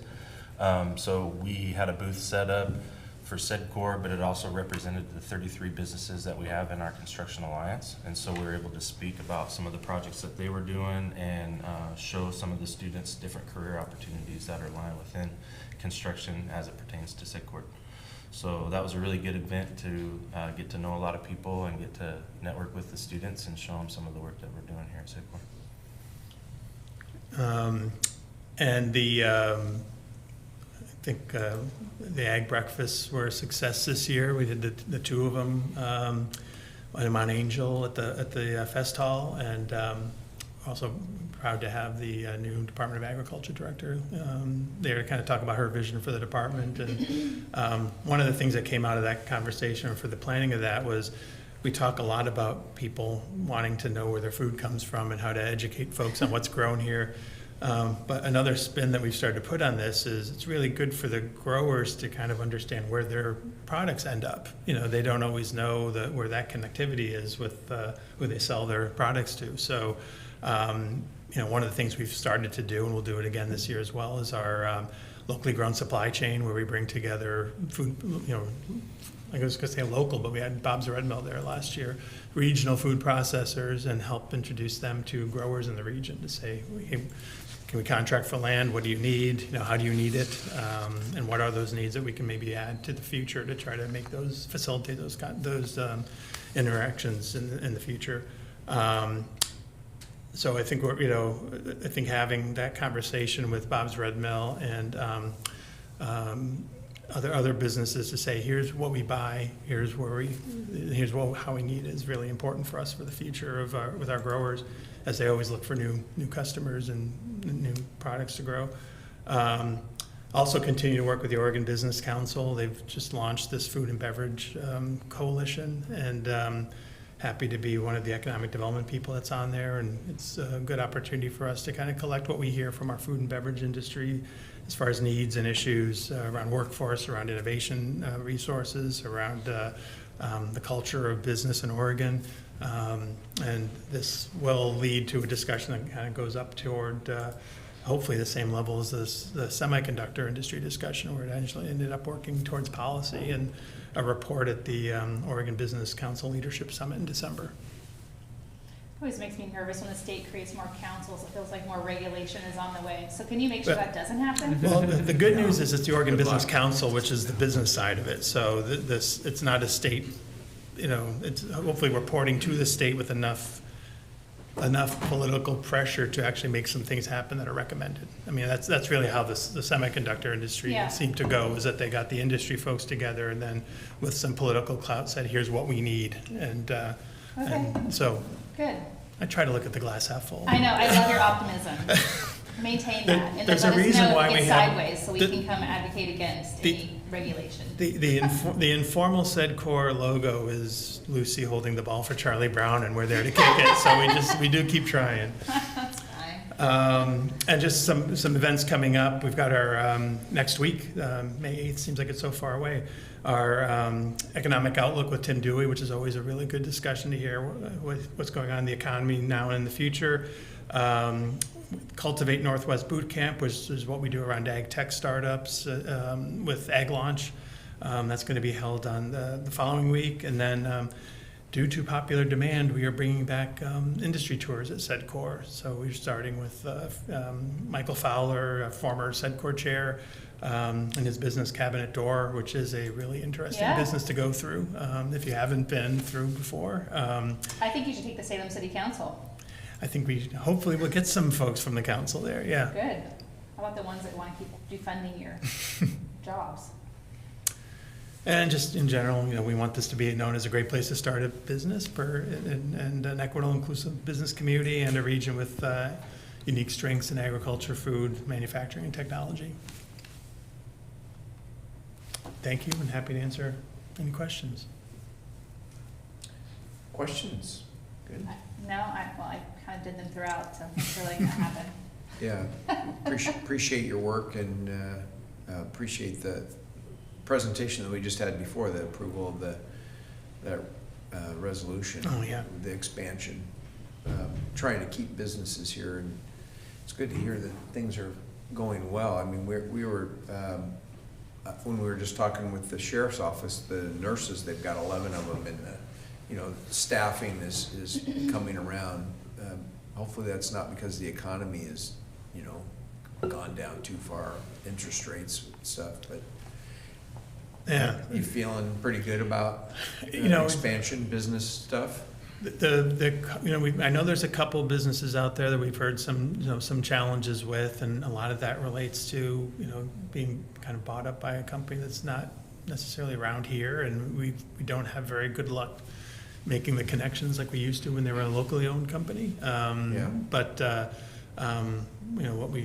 where we see real opportunities are with kind of the successful businesses that are healthy now, that are looking towards the future and are looking towards new product development, new workforce skills to be able to be more productive with what they've got now. I mean, that's probably part of this, is recognizing that it's been harder to find workers and harder, with wages going up, harder to afford new workers. And if they're able to figure out how to increase the skills of their existing workers and be able to buy new equipment and have those folks run that. I mean, that's really kind of the ideal for us right now, kind of a sweet spot. And we've got 3 or 4 projects in that regard that are good local businesses that are expanding. Okay. I actually am just kind of thinking about the comments I said earlier about GK Machine and folks just obviously not really knowing what SEDCOR is or does, kind of as a wide knowledge base in our community. And my concern, of course, as to what's happening with the Salem City Council and their budget. Do you want to just briefly talk about what investments and opportunities SEDCOR has brought just to the Salem area over the last few years, and not that frankly matters to, I would say, the bottom line of the city of Salem, while I know it contributes because of taxation. What does that look like on a community investment scale? I think I know what I'm trying to get you to say, but do you know what I'm looking for? Well, I mean, I keep, one of the projects that, I mean, if you go out towards, I'll use Mill Creek as an example. If you go out there now, you see, what I've been saying is, for the last, immediately since I've been here, we've been talking about, trust me, there's stuff happening over there, but it's been a greenfield, but now you go out there and you see there are buildings going up. Pac Trust has put their buildings in, but 70,000 square feet of one of their buildings is Agility Robotics. 70,000 square feet of one of their other buildings that are new out there is an expansion of Northwest Distribution, the wine folks. $140 million, actually probably close to $160 million now, Dollar General facility. That's going to be 400 to 500 jobs when that gets up and running. Gensco, I don't have the number offhand, but their enterprise zone application came in, and when I refer to the machinery and equipment piece of that, I mean, they're putting a building up, but the biggest part of their investment over there is going to be the equipment going into that. So when you start looking at those figures, just in projects that are kind of on the ground now being developed, we're talking probably getting upwards of close to $500 million to $1 billion of investment. And when you start to look at dividing that by 1,000 and multiplying it times close to $20 per thousand for tax revenue coming in, I mean, that's when you start to really see that impact comes in, and that's what funds folks' ability to have parks and resources in the community and that sort of thing. This really just goes to kind of that project, Commissioner Willis, that you spearheaded with Rich Duncan on just the global investment that businesses and industry contribute to the lives of the people that live in this community. And just to add to what you said, kind of on this soapbox, it's not just buildings, it's jobs.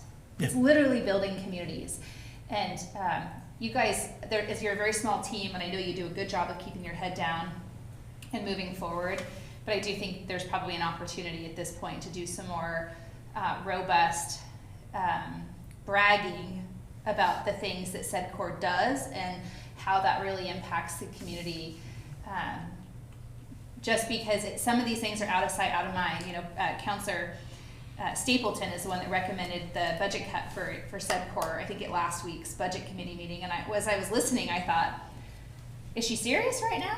I mean, if you get rid of that position, and I don't know what that impact is, right, into the budget of SEDCOR, but what it told me was she has no idea what SEDCOR is doing, and that means the public doesn't know. And she's pretty sequestered, I would say, to downtown Salem, where SEDCOR probably hasn't had a major investment of big buildings, but there's new homes there that people that Gensco could live in, and so forth. So I would like to see some more, marketing, if you will, around the good work that you all are doing and what's on the horizon, because I think it's important.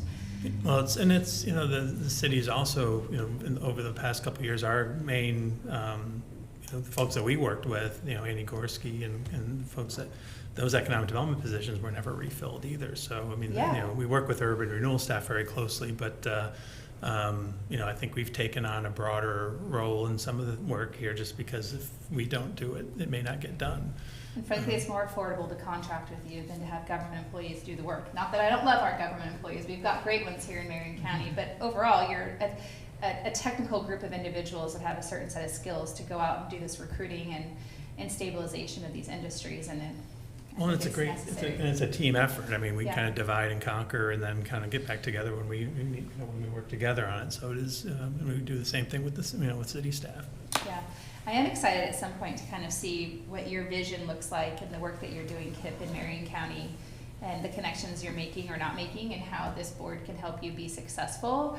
I think it would be good at some point for the board to meet with you and talk about the visioning and growth of Marion County, and what groundwork are we putting, in play to make Marion County more successful, and then how do we do that in collaboration with SEDCOR? Yeah. I know we've been trying to get out to the cities, and we met with Silverton and Staten, and on Angel, and I think, I know how time consuming that is. I did it last year. I met with all cities in Marion County, and there's a lot. but a lot of energy and a lot of vision Yeah. in the county and these cities too. So And they're very creative and innovative to overcome the barriers and hurdles that they're facing because of the economy or the state of Oregon's politics, things like that. It's fun to be in their communities to hear them. Good. Thank you. Thank you. Appreciate it. It's actually very, being after 4 proclamations and just seeing the people that are doing such great things in the county and seeing what's going on. It's really, Well, thank you for good to be part of that. Thank you for being here for No, it's 2 hours. an hour Well, and I was 45 thinking minutes. about, being after particularly the first group, just kind of the leadership and your Yeah. father and others, Dick Withell, very impressive to be in the We room live with in a those great folks. community. Yeah. Yeah. So thank you. Thank you. It's Yeah, nice to thank see you. Thank you. And we got to witness a few tribal leaders, a couple of tribal leaders today in the community. Since I have gone everywhere, Ryan, I see you sitting back there. Your item was added to the consent calendar. Are you aware of that? I missed that. Well, we're thrilled that you're here. You know what? I see you sitting back there and I'm going, we've got you under the consent calendar. You were lost in the crowd. That was what the earlier. motion was, to move it to the consent calendar at the beginning. So once we approve the consent agenda, then you'll be in business. And it says add an item to, it's a motion to add item to the consent calendar under legal counsel. I think it's action. Oh, the Public Works is action. Oh, Yeah. okay. His is action. Oh, okay. Good Okay, job. I'm Good looking job, at Brian. Thanks for Brenda. being Brenda here. always has it right. So, good. Then let's get you out of here, and then we'll do the consent calendar last. How's that? Wow, Sorry. that's pretty good, Commissioner Cameron. Oh my gosh. Out of curiosity, Brenda. What a day of me jumping around. Do you want to do a motion? Huh? Do you want to do a motion to jump to action or not? No, Just unanimous go consent Yeah, there's no to objection. move to action. Thank you, council. That's a good idea. So for the record, I request unanimous consent to move to action items. Back to action items. No, we are, okay, we're going back to action because we went from action to presentation. So No I screwed up. I No should have taken you, that's all right. That's okay. Never mind. Go ahead. I have got the time this morning. So for the record, Ryan Crowther, Marion County Public Works Capital Projects Manager. I'm here to talk about Amendment 1 to our construction of Lancaster Drive Center to Monroe project. So this incorporates change orders 1 through 7. The dollar value exceeds our Public Works authority, so we've got to come here. It increases the contract value to $2,457,867.09. One thing I wanted to add was the second low bid for this contract was, I've got it here, $2,599,998. So with these change orders, we are still below the second lowest bid, which came in from Brown Contracting. This is with Roy Hout Construction, who has been constructing the project. There is a lot that's going into this amendment, so I could walk through it, but it could take me all day. So I can hit some of the highlights, the big dollar value items. Some of those include finding underground utilities that conflicted with our proposed storm system. So we had to, on the fly, redesign the storm system. What that also meant was our contractor had dug the hole to put that storm system in. So there was extra work involved in procuring new materials, putting the storm lines in new locations, adjusting on the fly, and all of this is being done under traffic control at night. So that cost was also incorporated into these change orders. Another big ticket item was a miscalculation in our estimate for our removal of structures, or I should get this bid item. The exact name is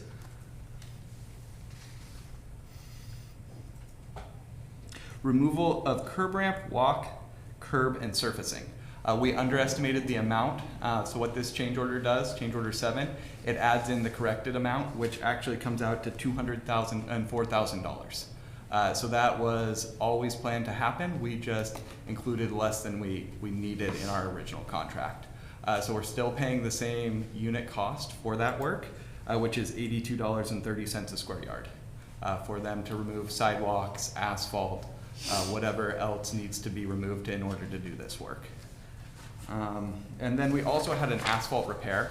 There's for asphalt based on that, so that the contractors know what they're getting into when they originally bid this, and if the price of oil goes up, they don't end up underwater on their bid item.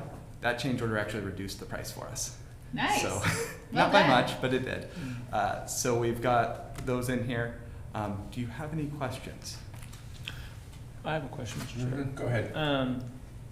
Everyone's interested in this project. When is it going to be done? So this allows us to keep paving. I don't want to give an exact date. This change order adjusts the completion date to June 28th. That looks worse than it really is. What that is there's a push button on one of the signals that has to be extended. So it's a little extension arm. That has a lead time on procuring it. Our contractor has said they want to get out there and pave as soon as it's sunny.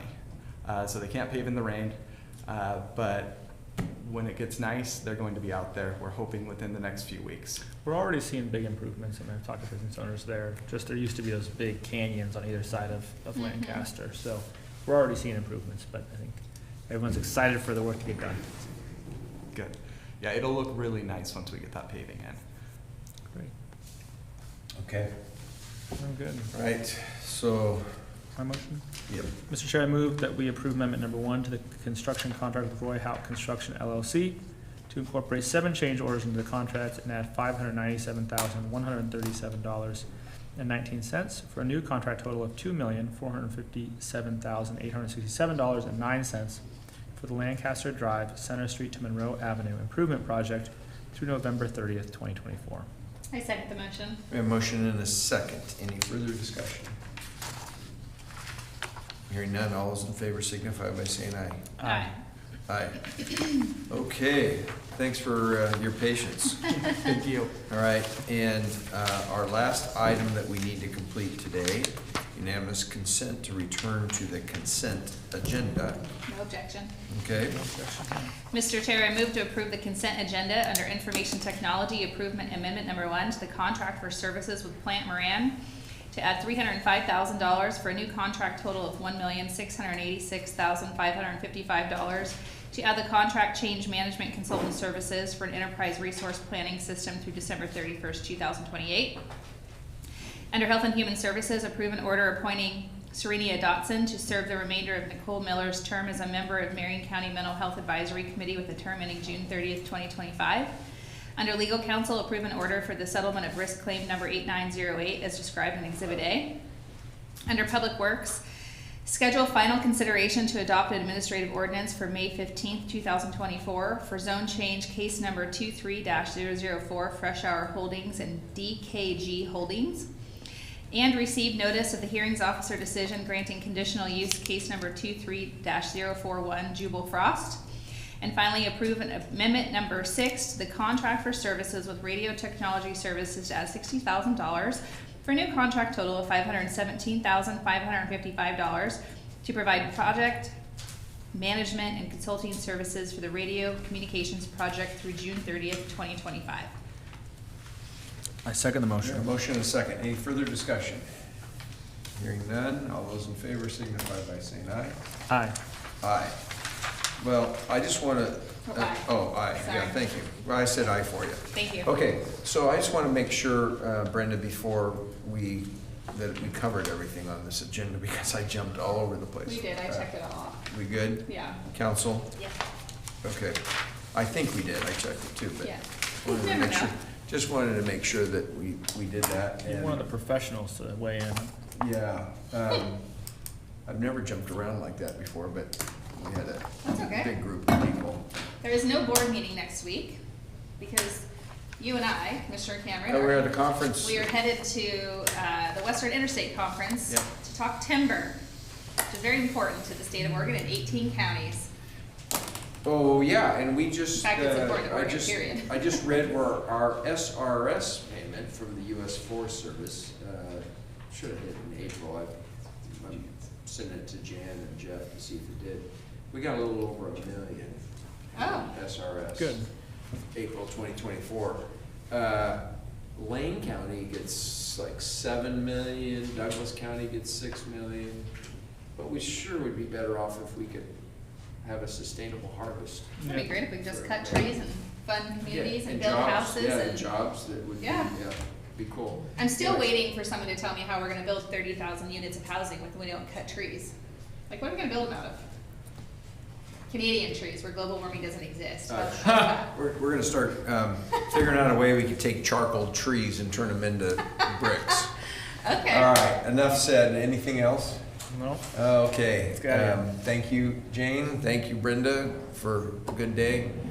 Bill, it's always a pleasure to see you. All right, we will adjourn.